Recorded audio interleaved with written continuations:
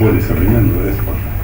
И, конечно, особо меня радуют вот эти промышленные проекты. Швейная фабрика и сегодня объектов, например, полимерных труб, да, поставляют трубы во многие регионы, они уже очень крутые.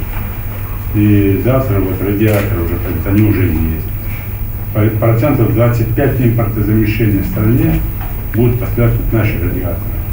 Мне это приятно. Энергосберегающие лампы. Я сейчас проводил там совещание. Если мы заменим этими лампами там даже один детский садик, это в год экономит порядка там 200 тысяч рублей. Ну, представьте, на все садики, на все школы, на все больницы, сколько будет экономить, да, денег, бюджет. И здесь тоже идут расчеты. И самое главное, это сделано в Ингушетии. Да, приятно проект. Ну, и не могу обойти вот, гордость, настоящий город для меня, это наш сад-гигант в Ингушетии. Это просто совершенно космической экономики, причем дело не только сада. В этом году он уже полностью ушел от импортозамещения саженцев. У него свой питомник, он полностью себя обеспечит саженцами. И со следующего года он начнет продавать саженцы уже внутри региона.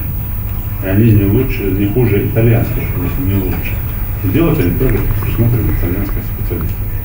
И, конечно, холодильник, который там будет самый-самый совершенный в стране, это где-то по 60 тысяч тонн. И там же ряд производств и по сокам, и по другим направлениям. Можем много перечислять, я не остановлюсь на чем-то каком-то, да, вот это вот главное. Вот эти вещи мне нравятся. И в конце, конечно, это наша хоккейная команда, мне всегда приятно в этом говорить, почему-то. Буквально 2 года назад я сам не верил. Мои дети там в хоккей ходили, я не верю, я вот смотрел, думаю, нет. Руки оттуда, не оттуда растут, ноги не такие, там, вот, скажу. И когда мне там один там хороший человек в кавычках показал там видео, как играют, и он снимал там сдалека нашу команду, которая играла в финале, на Кубке Жагулина. Я смотрел, думал, когда же наши, а это наши играли. Я смотрю, что даже форму их не так, на наших похожих. Вот как они, какие скорости. Я когда приблизился, сказал, что это наши, но не было приятно. Можем, мы в состоянии делать, и это в этом и величие нашей великой страны, что мы все в каждом регионе можем, и каждый каждый своим достижением. А вы играете в хоккей? Нет, я даже на коньках не катался. Ваш вопрос, Асия Авгиева, агентство ТАСС, опять же ТАСС. Скажите, пожалуйста, очень много проблем на Кавказе, и они связаны, к сожалению, с невыплатами за газ и электроэнергию. Эта проблема для всех республик одинаковая. Какова ситуация у вас в республике? За год выросли или снизились долги? И что по воровству? Просто сказать, да, похищение. Похищение. Да, очень. Я хотел сказать, давайте слово очень уйдем, но здесь вот очень много проблем. И, к сожалению, с каждым годом идет рост долгов, потому что мы не являемся не исключением. У нас больше проблем в газовой сфере, буквально я на днях был у Алексея Борисовича Миллера, и там переговорили, приоритеты мы проговаривали, потому что я с руководством регион газа. Можем говорить, конечно, кто больше, меньше виноват. Если брать по ЖКХ, по бюджету, то есть там, где я отвечаю, где моя тема, там 100% закрываем. То есть мы здесь и по энергетике, и по газу, там плюс-минус бывает по месяцу, где-то мы не доплатили, потом на второй месяц покрываем. Но здесь мы первыми стоим в регионах Северного Кавказа. А вот по физлицам, по населению, здесь движение на двустороннее. И если сами поставщики не заинтересованы в мобильности и в работе с населением, конечно, местным властям очень сложно. И наоборот, если местные власти не заинтересованы, то что? Мы ряд схем предложили, и в ближайшее время мы проводим заседание межрегиональной группы по технике по Артику, участвуем вообще зам министра по делам Северного Кавказа и представители Газпрома. У нас сегодня, если по энергетике лучше, и мы где-то находимся на 3-й позиции по собираемости, то по газу, конечно, мы хуже. И здесь мы сейчас том числе собираемся провести ряд кадровых перестановок для того, чтобы выровнять ситуацию. И много проблем с тем, что не созданы для людей условия. Сегодня мы открывали почтамт, и одним из таких направлений это Почта-банк. Надеемся, да, как раз тоже сегодня проговорил вопрос, во всех почтовых отделениях это будет, окна будут и будут банкоматы Почта-банка. И надеемся, что это будет тоже хорошим подспорьем людям далеких там, с отдельных населенных пунктов, чтобы не ездить куда-то там газовые конторы платить, а чтобы на месте платили. Нету совершенно такой технологии, методики платежей, в том числе через мобильный, как везде это принято. Нету совершенной технологии отключения. То есть в Москве там или в других регионах мы даже не представляем себе не платить, да? Там же не весь дом отключать, если вы не платите. Просто вас отключают дистанционно и все. Как вот телефонные деньги закончились, и ни у кого нет сомнений там. Жаловаться, не жаловаться, просто там идешь за телефон, платишь или просишь родственнику положить на телефон деньги и дальше разговариваешь, сколько хочешь. И каждый разговаривает с учетом своих денег. А когда вот таких мер нету воздействия, конечно, ряд людей, они портятся сами по себе, зная, что им ничего не будет. Ну и нету должного эффекта. Поэтому мы здесь, конечно, работаем, и внимание там правительства Российской Федерации, и довольно серьезные требования полпреда, там, Олегом Евгеньевичем Белавинцевым, и периодически проводимые совещания с участием Льва Владимировича Кузнецова. Даже без этого мы должны были быть мотивированы, но тем не менее нам дает возможность там, все-таки выравнивать ситуацию. Вот у нас долги и растут, но они не так растут, как раньше было. Там есть ряд несправедливых решений, в том числе по долгам, но это вопрос там уже третий. Это мы там над этим работаем, в том числе по поставке того же газа. Например, если нам для республики нужно газа в год по нашей потребности порядка 430-40 миллионов кубов газа, то нам почему-то поставляют почти 800 миллионов кубов газа. И когда мы считаем о том, что газа поставлено там более чем на 2 миллиарда рублей в год, при этом освоено там, получено там 900 чем-то миллионов рублей, а остальные деньги, то есть это не платежи там и так далее, и разбаланс порядка там такой-то. Мы здесь тоже хотим поспорить и доказать, что это не наша проблема. Почему? Потому что и главное, нет никакой заявки от нас. И нам зачем столько газа? Мы что, с Алексеем Борисовичем тоже об этом разговаривали. Давайте проведем эксперимент. В следующем году нам дайте газа там 500 миллионов кубов. И посмотрим, куда эти 300 миллионов каждый год девались тогда. И это раз. Во-вторых, мы под ними не подписывались. Почему вы даете и говорите, что разбаланс, да?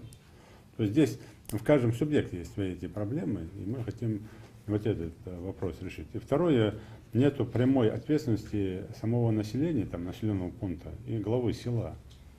То есть у нас на входе, на выходе надо ставить счетчики и заключать договора с главой села, так как это акционерное общество.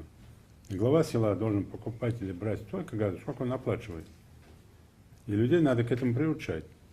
Если у нас нет возможности напрямую отключать любого человека там дистанционно, то тогда давайте там работать через это. Если глава села там заказывает там на месяц там 5 миллионов кубов газа на село, там на 1,5 миллиона рублей, к примеру, то он должен понимать, что к 20 числу у него газ заканчивается, он должен или дополнительные деньги дать, или подписать договор, что в начале следующего месяца он рассчитается за эти оставшиеся там, 10 дней, иначе ему отключат газ.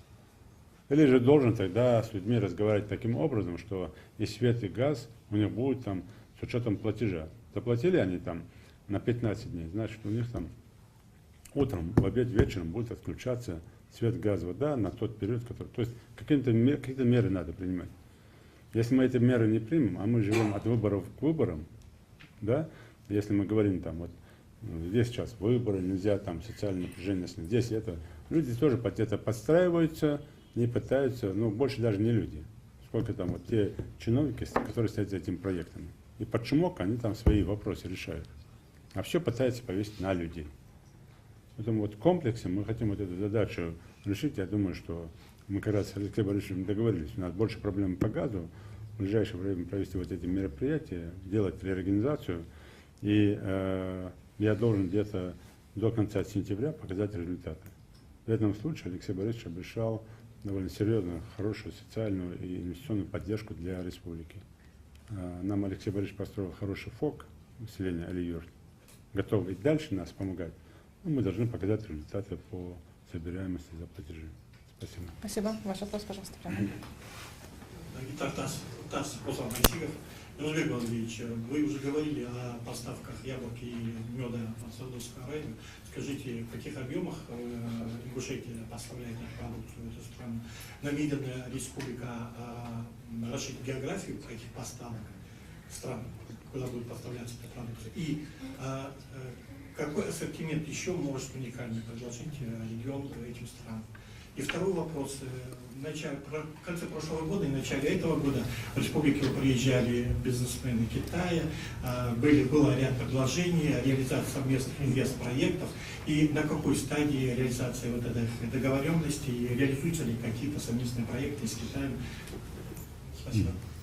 Да, по меду я уже сказал, там мы объемы там общие за год должны быть порядка 300 или свыше 300 тонн меда поставки. И уже первые там 38 или 48 тонн уже поставлены. И в Арабские Эмираты, и Саудовская Аравия. По яблокам первые там партии, там 3 или 4 контейнера, я думаю, что это может быть там порядка десятых тонн, может быть, там ушло.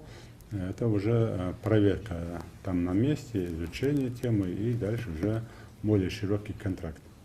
То есть, здесь тоже нет никакой опасности. Почему? Потому что наши яблоки, они экологические, по всем параметрам отличаются от...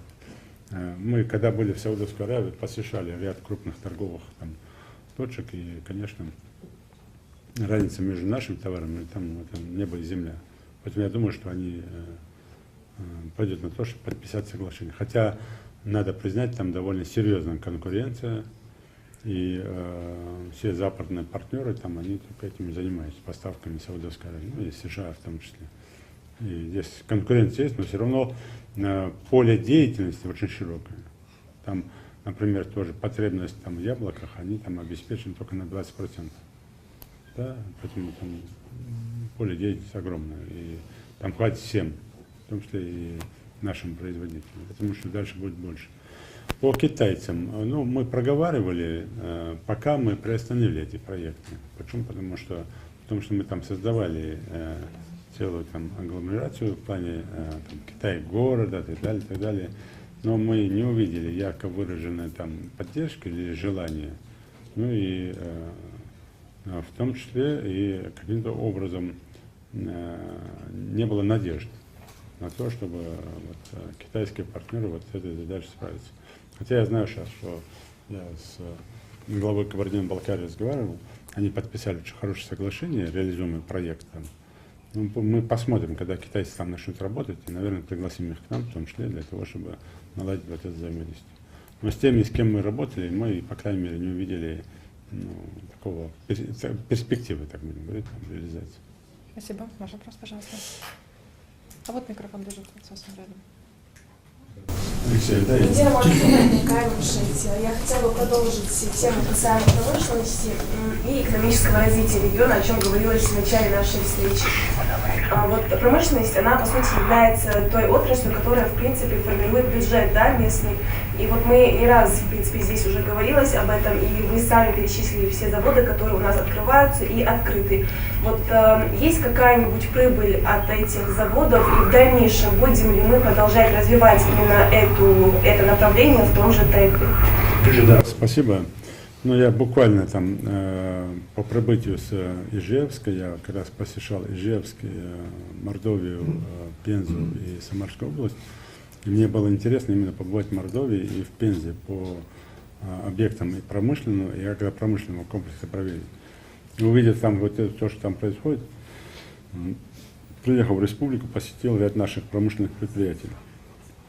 К сожалению, конечно, ну, я думаю, что только начало работы, хотя так не должно было быть, я не увидел вот, так называемых там производственных планов, план заданий на неделю, на день или на месяц, да, то, что должно быть на любом заводе, на любом там предприятии, в любом цеху или на любом производстве.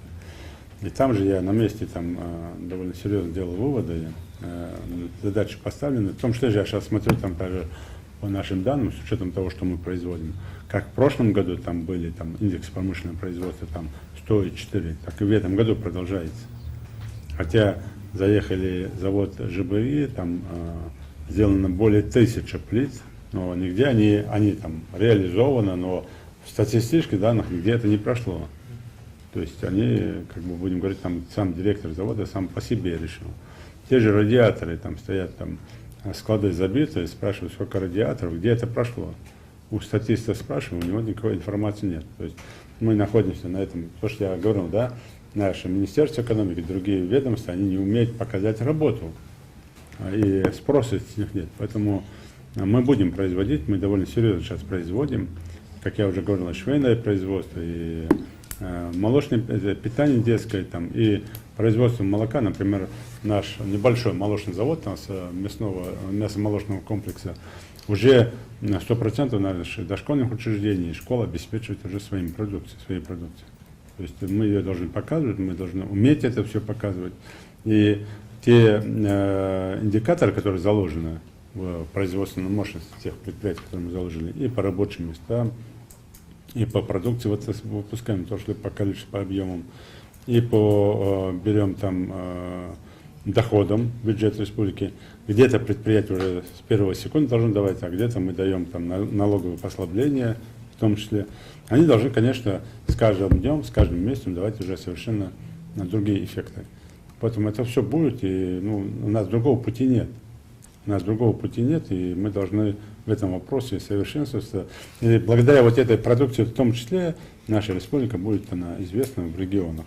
И радиаторы там, я сейчас тоже там требую, не просто там белый радиатор, который ушел, а бренд там, вот Ингушетии, да, чтобы люди видели, что это радиатор наш. И я раньше, когда комбинат детского питания открывал, я всегда говорил, там, приятно видеть там в Краснодаре, в Ростове, или где-нибудь какая-то молодая мама кормит ребенка питанием, детским питанием из Ингушетии, и при этом это питание должно быть там в совершенстве, оно лучше, да, оно еще каким-то образом лучше усваивается ребенком, да. Тогда мама будет покупать это питание, независимо, кто там рекламирует что-то другое. Почему? Потому что основная реклама в этих вопросах это ребенок, который поел, животик не болит, ничего, все нормально. И процесс приготовления местных продуктов у нас идет, да? Ну, много чего там идет, поэтому, конечно, мы будем развивать промышленность, и у нас другого пути нет. Мы можем, конечно, зацикливаться на агропромышленный сектор, но у нас не так много земли, чтобы мы можем только быть в выигрыше, как мы сейчас говорили, по садам. Почему мы и стратегии вырабатывали? Сады – это не только яблоки, фрукты, да? И мы сейчас там 5 видов черешни, да? В этом году великолепная черешня, хотя и град был, и дожди были, и солнца мало было, но хороший урожай. Сейчас персики, нектарины, абрикосы уже пошли. Яблоки 27 видов, да? Это товарные яблоки, сорта, мировые сорта. В том числе мы 2 своих сорта сделали. Яблоко Магас, например, это самое такое сочное яблоко, свой сорт мировой, бренд, товарное яблоко. Теперь это как там, Голден, и Голден, вот эти яблоки, вот так же будет Магас. Гренни, там, не знаю, там много их сортов, да? И также будет Магас яблоко. Вот вам и тема. Вот это как раз по капельку, чтобы Ингушетия становилась известной по всем направлениям. Мы сегодня услышали о достижениях республики в сфере промышленности, в сфере сельского хозяйства, но хотелось бы еще услышать о туристической отрасли. Ведь у Ингушетии огромный рекреационный потенциал. Скажите, пожалуйста, чем сегодня республика может привлечь туристов, как российских, так и зарубежных? Спасибо. Знаете, мы в таком, вообще все Кавказские республики, вообще любой регион даже, будем говорить, там, мы в таком выгодном положении. Почему? Потому что природа позволяет там, и в Сибири, и на Дальнем Востоке, там, и в средней полосе России, и на Кавказе тем более, даже при отсутствии там, горнолыжных трасс или современных, там, привлечь свою категорию туристов. Да? Там, например, если брать китайского туриста, я думаю, что если бы вот там наладить эту цепочку с китайцами, или же с европейцами, с учетом, вот, когда мы говорим, пенсионного возраста, который любит такой спокойный отдых, не экстремальные виды туризма, то мы можем быть в таком выигрыше, в хорошем положении. Потому что у нас великолепно, да, в отличие от северокавказских республик, пусть там наши братья из Дагестана не обижаются или других субъектов, конечно, такого совершенного количества архитектурных сооружений, как в Жиравском районе, нигде нет. И по количеству, и по объему, и по масштабам. Ну, это всем понятно и известно. А остальное все одинаково. И бальнеологические курортные места, там, и пихтовые, там, или березовые рощи, там, и, ну, там, можно, там, у кого там горы там круче, шире, там, или реки там бурнее, да, но это все одинаково. Где-то лучше, где-то хуже. Но это лучше горы могут быть только горы, как говорил Великий Высоцкий. Поэтому, конечно, мы в состоянии конкурировать, показывать. Тем более, когда мы уже на своей базе там создали там площадки горнолыжные, у нас есть возможность и бассейны. Ну, то есть ряд инфраструктурных вещей мы сделали. И сегодня мы боролись не за туриста из других регионов, даже России, тем более за границей. Мы боролись за уже жителей республики, которые должны были, обязаны были ездить в Джейравский район, отдыхать. И, к счастью, с одной стороны, огромное количество людей уже ездит, жителей республики. Молодежь выезжает, другие выезжают, семьями выезжают. Это уже цифры там не 10, не 20, не 100 тысяч.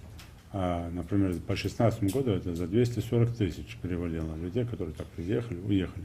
Не считая жителей района, я имею в виду, а вот только сравнительная часть, которые туда едут. И, к моему удивлению, иногда там взрослые люди, которым под 60 лет или под 50 лет, которые признают, что впервые оказался в Жирахском районе. Это жители Ингушетии, равнинной части. Впервые в Жирах. То есть это тоже вызывает такое удивление. Сегодня есть возможность, да, инфраструктура, дороги, все создано. Мы боремся, конечно, сейчас за хорошее развитие нашей курортной среды. Надеюсь, что сегодня с изменением там, ситуации, обстановки в курортах Северного Кавказа лицом повернуться и к Ингушетии. Я уже там начинал критиковать курорты Северного Кавказа, но сегодня критиковать не буду. Почему? Потому что обещано все-таки повернуться лицом и к Ингушетии. Я, например, не согласен с тем, что надо уделять только 3 направлениям там, особое внимание. Я согласен с тем, что должны быть приоритеты. И, конечно, приоритет там и Донбай или там Карачаево-Черкесия, где советского времен. Конечно, Кабардино-Балкария, там Брусия. Но на остальные субъекты, я думаю, что хоть по 5, хоть по 10%, но надо поддерживать. Так, чтобы каждый субъект мог в состоянии, почему? Потому что это называется как курорты Северного Кавказа. И одной из задач было не только создание там горнолыжных, а такая мода пошла, теперь всем горнолыжные трассы подавать. А одна из задач была возродить маршруты советского прошлого, где человек может прилететь в Махачкалу, по горам пройтись, выйти в Нальчике, сесть в поезд, уехать обратно домой. Вот это советского образца маршруты возродить. Туристические там или другие там по-разному. И дополнительно еще создать маршруты с учетом сегодняшних реалий. И мы в республике, вот, в горах создали более 36 новых маршрутов, в том числе и велобайки, и мотобайки, там различные направления. И привлекаем туда же экстремальные виды туристов и спортсменов. Мы в этом году провели чемпионат России по скальному альпинизму, по скалолазанию, потому что среди января буквально на днях закончился. И проводим ряд событийных мероприятий в горах для того, чтобы все больше и больше показать везде красоты нашей республики. Это тоже дает такой хорошую возможность привлечь туристов. И многие, которые уехали там или приехали один раз, там, даже на битву в горах, там, по смешанным единоборствам, уже сегодня уже осталось столько времени, там еще 10 дней до начала битвы в горах, а уже мест в гостинице нет, в Локе нет. Уже приехали и сами спортсмены, и родственники, и друзья, уже у местных жителей заселяются. Почему? Потому что с каждым годом наплыв. Это тоже большой плюс. Мы хотим в ближайшей перспективе построить альпинистский лагерь. На какой стадии сейчас стоит? А? На какой стадии закладывали камень? Нет, камень еще не закладывал. Капсулу закладывал, да, а не камень, да. Нет, на стадии проектирования. Поэтому мы его поставим обязательно и сделаем. Почему? Потому что лагерь Безинги, при всем уважении к Кабардино-Балкарии, он слишком отдаленно находится и слишком далеко. А это прямо и от дороги, и близко, и шаговой доступности для альпинистов, для диких туристов. И это тоже как бы привлечение вот такого потенциала. Юнусбек Владимирович, вы сейчас сказали о главной Ингушетии, вот продолжение темы. За 25 лет нашей государственности население Ингушетии увеличилось более чем на 60%, и все должны Ингушетии. В советские времена русло реки Фортанга, вот, начиная от Верхнего Алкуна до самого Юхароя, использовалось для развития альпийского животноводства. Там было очень так много животных, там откармливали, и это все, значит, служило на пользу людям. Нет ли в планах руководства Ингушетии возродить это альпийское животноводство откормочное? Да, есть. Единственное, знаете, что в советское время желающих заниматься животноводством было намного больше людей. Сегодня не то, что там заниматься альпийским животноводством, да, а даже огороды спахивать там не так много. Люди думают, лучше я пойду на рынок, куплю там 3 мешка картошки, зачем я буду огород пахать? Вы это тоже, наверное, своих соседей тоже видите. В этом есть проблема. Но, тем не менее, я скажу так, что мы каждый год считаем, у нас идет рост. И крупнорогатого скота, и мелкорогатого скота. Мы передали под пчеловодом, ассоциацию пчеловодом, большие территории для того, чтобы они занялись высадкой там, медовых деревьев, потому что есть, оказывается, такие растения медоносные. Мы, конечно, создаем условия, помогаем. Буквально 25 числа у нас будет министр сельского хозяйства Александр Николаевич Ткачев. Мы будем здесь как раз проводить совещания и в том числе разговаривать о помощи, поддержке именно развитию мясного скотоводства. Именно вот часть того, что именно мясного скотоводства. Я думаю, что нам помогут в этом деле в том числе. И если мы покажем мясомолочный комплекс совершенно и покажем, что мы можем с такими задачами справиться, то, я думаю, мясное скотоводство мы тоже тогда открыли бы на одном из этих направлений и развивали бы там вот как бы такое. И если у нас вот с каждым годом пойдет вот такие масштабы, как сегодня мы там по развитию крупнорогатого, мелкорогатого скота, я думаю, что через 10 лет руководство того уже периода придет к мнению того, что надо вообще эту тему уже ограничивать. Потому что, как я уже говорил, территория небольшая. Но нам сегодня то производство мяса, которое сегодня в республике есть, мы можем гарантированно говорить, что мы себя обеспечим где-то порядка на 90%. Но я еще раз повторяю, нет такой задачи 100% себя обеспечить. Почему? Потому что есть завозные продукции, а это тоже и предприниматели мало-средние, и рабочие места, то есть мы не можем их тоже ограничить некоторые вещи. Даже если мы говорим по молоку, при том, что свежее чистое молоко, там, но при этом мы не отказываемся от тех, кто завозит там порошковые и другие. Потому что это тоже проверено, Роспотребнадзором, это не отрава, это тоже там технологии современные. Это рабочие места в том числе. Люди занимаются бизнесом, там, производством и так далее. Ну, обязательно будем, конечно, развивать не только по Фортанге, но и по всей республике. Спасибо. Спасибо. Ваш вопрос. Зарина Заурова, издание «Аргументы и факты». Вот хотелось бы услышать ваше мнение по поводу того, какие факторы за эти 25 лет, скажем так, осложнили процесс развития республики, и вот какое событие после образования республики вы считаете самым важным? Осложнили развитие республики? Да. Вот с чем пришлось столкнуться именно Ингушетии и преодолевать, да, то есть факторы. Да, и вот еще хотелось бы узнать, вот вы сегодня говорили тоже про стабильность, да, про безопасность, и напомнили про то, что Ингушетия входит в десятку, да, по этому показателю. Вот хотелось бы узнать ваше мнение по поводу того, какова роль вот местных традиционных институтов взаимоотношений, да, вот достижение таких показателей. Ну, имеется в виду там, институт старейшин, например, да, там, тейповые отношения. То есть, как по-вашему, как вы оцениваете роль вот этих отношений в достижении, вот, как я сказала, хороших показателей по стабильности? И еще Ингушетия входит в лидирующие регионы по, скажем так, То есть у нас меньше всего криминалитета, да, то есть преступлений криминального характера. Это тоже вот недавние как бы цифры, статистика. Вот такие. Ну, то, что мы сегодня как регион состоялись, так, ну, наверное, это самое значимое событие. Почему? Потому что одно дело, когда мы состояли весь вот такой трагической истории, а когда наши предки мечтали об этом, да, вот как бы, и после вот этих довольно тяжелых страниц трагических историй мы состоялись, наверное, это самое главное, что мы состоялись. И здесь нельзя выделить, а что главнее, то ли парламент, то ли правительство, то ли администрация, то ли глава республики свой, да, независимо кто у власти, то ли конституция, то ли это будет там МАГАС, новая столица. То есть это то, что мы сегодня есть.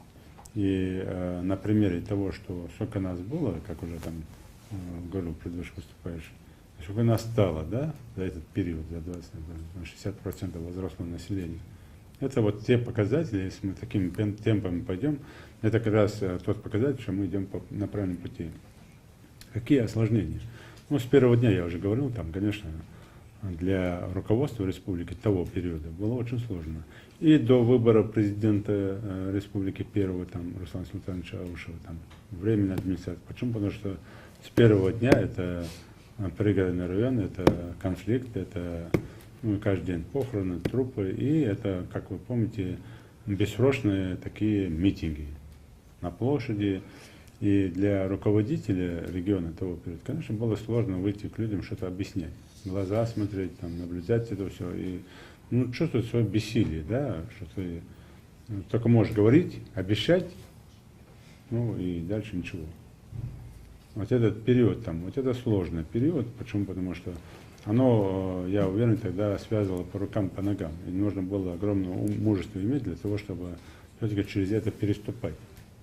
Там, кому-то может показаться, там, что дела нет, там, безразлично. А на самом деле ты это в себе все это оставляешь и как-то через это переходишь. И сегодня, когда там даже где-то, когда я уже там ездил там в 2008 году, в 2009 году, когда теракты, думаете, это легко ходить там в семью там погибших людей и органов правопорядка, и гражданских. Смотреть в глаза, почему? Потому что ты же в глазах видишь упрек там, где вы есть власть, почему нас не защитите, почему не это, почему не то.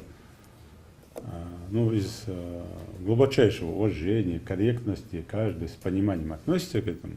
То есть тебе там не кидайся. Я там был один раз, там, когда-то, я помню, там погиб подчиненный, там, и когда мы его возили там, в одну из там деревень, да, мать его кидалась на нас там, прямо так, царапать лицо там, где мой сын там. И вот если бы в одной, во второй семье вот так на тебя кидались бы, вот, ты бы думал, ходить тебе туда или нет. Да, вот как насколько. Это надо через себя пропустить. Я думаю, вначале это тоже все пропускалось там теми руководителями через себя в сложные периоды. И, конечно, в том числе там первая кампания, вторая кампания с нашими братьями, которая случилась там, и большое количество беженцев. Это тоже вот те сложные пути решения проблем, когда при наличии там своего там населения, там 320 тысяч или там 40 тысяч, тут же появляется почти столько же беженцев, вынужденных переселенцев. Это огромный пласт проблем. И ты, когда там по рукам, ногам скован, и плюс там обязательства перед братьями, там, говорят, что там соседи не позволяет тебе там вот здесь груз скинуть. Вот эти, наверное, две ключевые проблемы, которые осложняли. Да, еще одна проблема, это, конечно, отсутствие кадров. Почему? Потому что вчерашний там, директор школы тут же стал министром образования, да, к примеру. Вчерашний там начальник какого-то отдела стал министром какого-то. То есть люди даже своих должностей боялись, не понимали, что это такое, с чем его едят. И через это надо было пройти. И создание новых институтов. То есть ряд вот этих проблем, которые там возникали на пути. Но, слава Богу, да, хвастом был, мы прошли через этот путь. И я почему и говорю, там, всегда уважал и уважаю наших предшественников, тех, кто до меня работал, которые вели эту республику вот именно к сегодняшнему дню. Это в комплексе. И я свою работу выполнял, как могу, и выполняю. И они выполнили, как могли. И даст Всевышний, дальше тоже те, кто станут на нашем пути, они дальше будут также работать там, при всех плюсах и минусах вот этой работы. Дальше, традиционные институты, они всегда работали. К счастью, вот это большое счастье наших народов кавказских, что вот эти традиционные институты работают. При всех разногласиях, плюсах, минусах, если вы заметили, тейповые институты работают. Они работают, старейшины работают. Да, сегодня есть определенное отклонение, да, для молодежи некоторые там легче там, не слушаться старших. Они придумывают различные там себе только известные там мотивы, типа можно старшего слушать, не слушать. Ну, опять же, верующим людям все это прописано. И тот, кто ссылается, да, вот там я якобы по суне пророка живой, там вот, конечно, это глубочайшее заблуждение. Наши адаты, еще до принятия ислама, они были очень жесткие в этих вопросах, и в большинстве своем совпадали с шариатом, в том числе, если брать религиозную тему. И уважение к старшим, почитание младших. Это вот комплекс мер, которые нельзя потерять. Если мы это потеряем, это путь никуда. Почему? Потому что мы наблюдаем много народов, которые совершенно опустились на довольно низкую ступеньку своего развития из-за вот потери вот этих корней традиционного своего там бытия. Поэтому, конечно, мы должны укреплять их. К счастью, я должен сказать, что мы сегодня можем гордиться и нашей молодежью, и нашими стариками, и вот этими институтами, которые есть. Но при этом надо подчеркнуть, часто задают вопросы, типа, вот институт тейпов, кланов, там, во власти, влияние на власть, этого, конечно, нет. Да, есть у нас вот, институт тейпов, когда мы его используем, в том числе не только решение бытовых там, или других конфликтов, но и на выборах. Когда мы на выборы просим старейшин не конкретно за кого-то кандидата, а выйти, явку обеспечивать, да, мы это делаем, в этом ничего плохого нет. Об этом говорят в том числе и наши священнослужители в мечетях. Почему? Потому что и шариат это не запрещает делать. Запрещает делать конкретно за кого-то, но может там голосование и все остальное, это в форме государственного там, обустройства, это должно быть. Вот это серьезно помогает, и здесь надо понимать, что без этого нам тоже путь никуда. Язбек Владимирович, вот в 2016 году завершилась реализация федеральной программы по развитию региона. После успешной реализации, как я понимаю, всем в этом судить, и результаты реализации этой программы, были разговоры о том, что, возможно, программа будет пролонгирована и до 2025 года. Сейчас, когда уже как бы все в центре и вокруг убедились, что в республике деньги не проедают, что они действительно какие-то определенные объекты, вот возможность такая, она вот насколько реальность становится. Да, мы сейчас обсуждали же этот вопрос. Во-первых, убедились, что в республике деньги не проедают. Тоже там не особо верю в это. Есть там свои моменты, механизмы. И все-таки едят в республике. Едят, да. И воровать собираются, и воруют, к сожалению. И мы здесь много работы провели, и много цифр, там, когда из-за коррупции и так далее, возбуждены уголовные дела, и посадки есть, там, и увольнения есть, все есть. Мы такой же регион, как все остальные, то можно говорить, там не святые. Но при этом, конечно, есть контроль и за качеством, и всем остальным.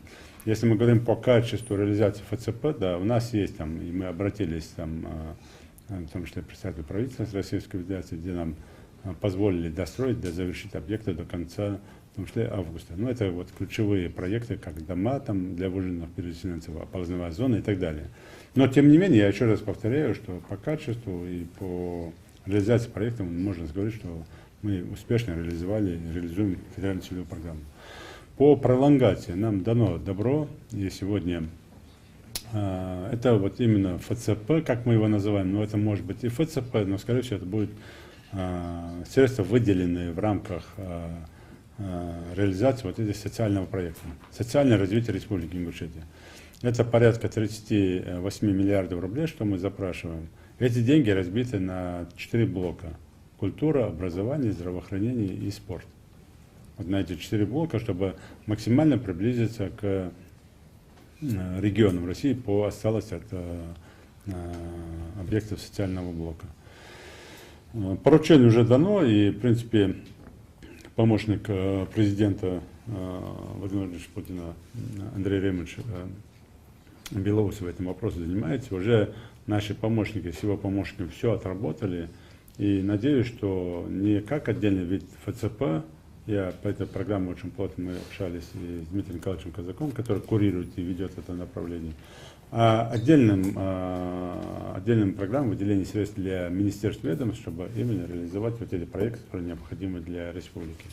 Но еще надо понимать, что довольно серьезную помощь сегодня оказывает программа социально-экономического развития Северо-Кавказа, стратегия социально-экономического развития Северо-Кавказского федерального округа.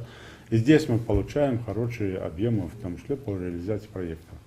И плюс, если брать экономически важные объекты, то по линии корпорации развития Северного Кавказа мы в этом году получили более 500 миллионов рублей. И на следующий год мы заходим туда уже там, с 3 или 4 проектами, почти на 1 миллиард рублей. Так же, как и другие регионы. Я буквально на днях проверил реализацию вот этих 2 проектов на 500 миллионов рублей. Они идут с опережением графика. Я думаю, что мы будем в лидерах по освоению, в том числе, этих средств. И будем иметь больше шансов на получение дополнительных средств по линии развития корпорации развития Северного Кавказа. Поэтому проект он работает, и мы ждем в ближайшее время подтверждения, чтобы мы с 2018 по 2022 год реализовали вот уже в новом виде вот эти проекты. Юнусбек Бангиревич, мы вынуждены завершать нашу пресс-конференцию. Позвольте поблагодарить вас за эту встречу. Я вам обязана предоставить заключительное слово. Если вам есть что сказать, пожалуйста, микрофон по-прежнему включен. Я еще раз хочу сказать большое спасибо вам всем, и всем, кто приехал, всем, кто прислал свои поздравительные адреса, всех, кто поздравляет республику. Всем, кто приедет завтра к нам в гости и отмечать это важное для нашей республики, страницы нашей республики, 25-летия республики Ингушетия. Хочу огромное спасибо сказать всем, кто стоял у истоков создания нашей республики с разных направлений, начиная там, от руководителей, заканчивая последними, там, я имею в виду по должности, там, специалистами, которые день и ночь трудились, чтобы довести до сегодняшнего дня эту республику. И каждый участник этого процесса, это, конечно, то звено, без которого там, сегодняшняя республика не состоялась бы. Я иногда, там, собирая наших патриархов, слышу, как там и Конституция создавалась, как парламент формировался, как там референдумы проводились, как там выборы проводились. Это целая история. Хоть и 25 лет всего, как мы говорим, но это целая история, целая эпоха. Конечно, мне хочется огромное спасибо сказать руководству страны разных периодов. И в память о Борисе Николаевиче Ельцине мы на мемориале памяти тоже увековечили в памяти, почему? Потому что он подписал закон о создании Ингушской республики, тогда еще так называлось. Также увековечен в памяти патриарх всей Руси Алексий II и академик Лихачев, которые именно обращались к Борису Николаевичу Ельцину, в том числе о том, что есть необходимость образования Ингушской республики. Это тоже вот это крупицы, которые все было там вложено. Тот же, благодаря чему, в том, что у нас появился первый герой Российской Федерации Суланбек Асканов, и по долгу своей службы и памяти Русской, который принял в этом активное участие. То есть я не хочу там кого-то назвать, кого-то не назвать, но эти люди, которые там помогали во всех направлениях нашей республики. Тот же Мельтимир Шаймиев, который там, тот же Назарбаев Нурсултан, который помогал в этот период нашей республики. И многие наши соседи, наши братья, все нам помогали в становлении республики. И всем хочется сегодня спасибо сказать. И, конечно, сегодня хочется отдельное спасибо сказать Владимиру Путину за то внимание, которое оказывается нашей республике, в том числе и по безопасности, и по обеспеченности, и по поддержке наших проектов, и чисто поддержка уже моей работы в должности руководителя региона. Огромную благодарность хочу сказать Дмитрию Анатольевичу Медведеву. Почему? Потому что без правительственного блока, без вот такой мощной поддержки невозможно вот эти задачи выполнить, выровнять. И федеральным министрам без исключения, да, могу выделить, конечно, министра финансов. Почему? Потому что финансовый блок. Еще бы. Он при всех вот сложностях, трудностях, он, во-первых, просто так деньги не дает. он как-то заставляет нас правильно обосновать те цифры, которые мы представляем. Огромное спасибо Леву Владимировичу Кузнецову. При всех сложностях, при спорах мы работаем. Министр строительства, день и ночь, и вся его команда помогает нам. И Михаил Александрович Мель. И министр экономики нынешний, новый, который там с вниманием относится, и энергетики, и особенно там и министр образования, министр здравоохранения, который лично не раз уже посещает, смотрит, помогает, поддерживает во всех отношениях. То есть боюсь там не назвать какого-то министра, я сейчас говорил там про Александра Николаевича Ткачева, министра сельского хозяйства, который приедет там, надеюсь, 25 числа будет здесь проводить совещание. Конечно, наши полпреды и Алексей Геннадьевич Хлопоин, который, поверьте, то спокойствие, которое есть сегодня на Кавказе, это начинание Алексея Геннадьевича. Это те проекты, которые он начинал. И это дорогого стоит. Это довольно серьезно. Не только социальные проекты, не только экономические проекты, а вот даже проект Машук, там, где вот интегрирована наша молодежь и этот процесс.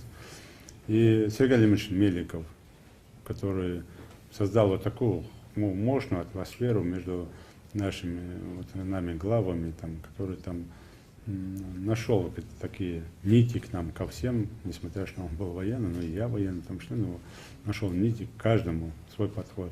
И сегодняшний Олег Евгеньевич Белавинцев, который со своей командой и продолжает, не стесняется, говорит о том, какие хорошие достижения были до него, и продолжает эти достижения, укрепляет их со своей командой и помогает во всех направлениях. То есть всех не смогу озвучить. Нашим старейшинам, нашей молодежи золотой. Всем огромное спасибо, всем жителям республики. Огромное спасибо за понимание, в том числе тех трудностей, которые у нас есть, и за то, что вы не стесняетесь, не боитесь, и в том числе хвалите меня и руководство республики, когда мы делаем много-много хороших вещей. Всем большое спасибо.